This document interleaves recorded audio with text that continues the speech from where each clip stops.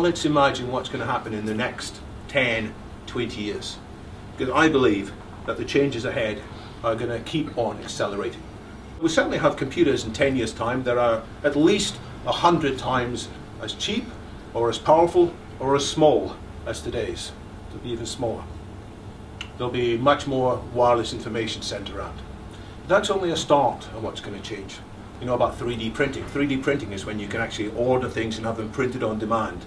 And we're going to get better and better at that. We'll be printing, 3D printing, all kinds of things, whether it's replacement body parts, whether it's food even, clothing. And with nanotechnology, we'll be able to create new kinds of materials which are lighter than ever before, stronger than ever before, sometimes more rigid than ever before, sometimes more flexible than ever before. Things like graphene or nanotubes you may hear people talking about. And what does that mean? It means new ways to build houses, it means new ways to build robots, which are very lifelike. You won't be able to tell whether the robots are human or not, just from a distance.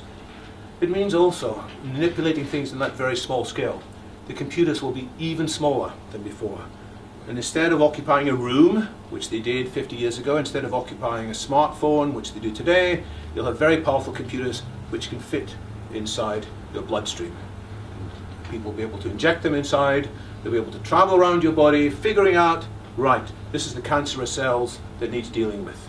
And it'll be far, far more pleasant than the horrific chemotherapy that takes place today. And in due course, they'll be able to go into the brain and figure out, here are the tangles in the brain that need to be undone. So you already know there's a lot of storm about GM, genetically modified stuff, and there should be a lot of storm about it because if we're not careful, we're going to do bad things. But there's also a great deal of good potential too. I talked about creating new foodstuffs. We won't need these vast farms. We won't need to have the terrible things that we do to animals inside battery farms. We'll be able to manufacture this lovely food can be done by a new biotech rather than having animals to do it. But more than that, we'll be able to re-engineer our genetics. Not just have designer babies, which we may or may not want to do, but we'll be able to, in some case, re-engineer ourselves.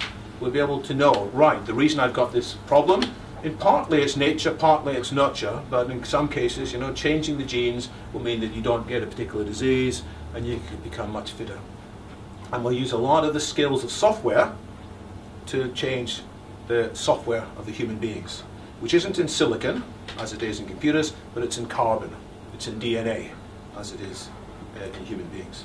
Understanding cognition, understanding mood, understanding how the brain works. Because we've got all these new scanners, you know, these fMRI scanners and all the other kind of scanners, we can understand more precisely than ever before what's really going on inside this extraordinarily complex thing inside all of our heads.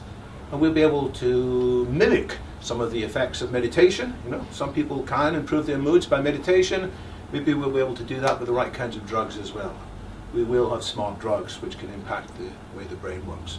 We'll be able to change people's moods. So, hopefully you're seeing a lot of the stuff I'm talking about is in Brave New World.